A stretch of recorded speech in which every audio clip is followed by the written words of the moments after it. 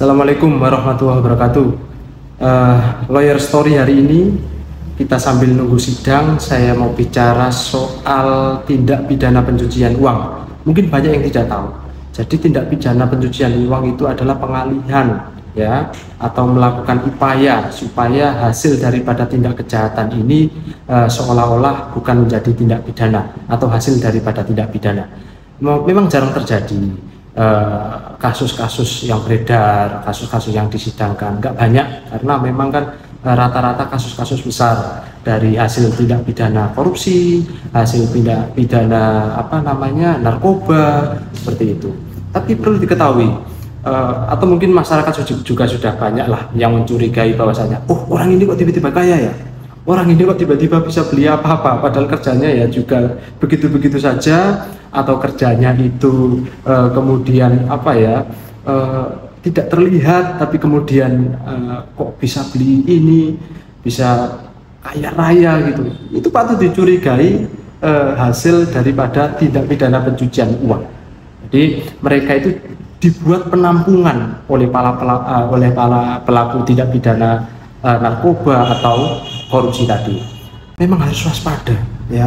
Misal kamu kemudian tiba-tiba dititipi uang sama temanmu sebesar 100, 200, 300 juta atau miliaran, itu patut dicurigai.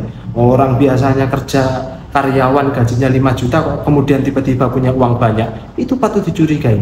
Karena dalam pasal 5 Undang-Undang Tindak Pidana Pencucian Uang itu, ya toh, orang yang menerima itu bisa kena pidana gitu loh.